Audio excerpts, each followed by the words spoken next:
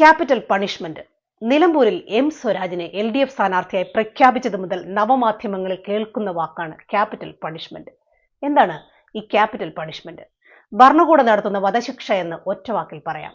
ആർക്ക്, എന്തിന്? It is used as A punishment for the most serious crime. അതായത് ഏറ്റവും ഗുരുതരമായ കുറ്റകൃത്യം നടത്തുന്നവർക്കാണ് സ്റ്റേറ്റ് വധശിക്ഷ നൽകുന്നത്. കമ്മ്യൂണിസ്റ്റ് രാജ്യങ്ങളിലാണ് ഏറ്റവും അധികം ക്യാപിറ്റൽ പണിഷ്മെന്റ് നടന്നിട്ടുള്ളത്.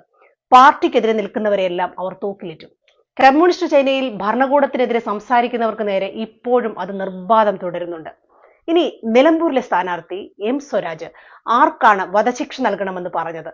ഇടതുപക്ഷത്തെ പ്രവർത്തകർ ഇപ്പോഴും നെഞ്ചോട് ചേർത്ത് പിടിച്ചിരിക്കുന്ന കേരളത്തിന്റെ മുൻ മുഖ്യമന്ത്രി VS അച്യുതാനന്ദനാണ് ഭരണകൂടം വധശിക്ഷ നൽകണമെന്ന് എം സ്വരാജ് ആവശ്യപ്പെട്ടത്. VS അച്യുതാനന്ദനെ ക്യാപിറ്റൽ പണിഷ്മെന്റ് നടത്തണം എന്നുള്ള തരത്തിൽ ക്രൂശിക്കാനുള്ള മുദ്രാവാക്യങ്ങൾ ഇന്ന് വിളിക്കുന്നുണ്ട്. നോക്കൂ, CPM കുടുംബത്തിൽ ഇരുന്നു കൊണ്ടാണ് കുടുംബത്തിലെ ഏറ്റവും മുതിർന്ന കാരണവരെ തൂക്കിലേറ്റണമെന്ന് സ്വരാജ് ആവശ്യപ്പെട്ടത്.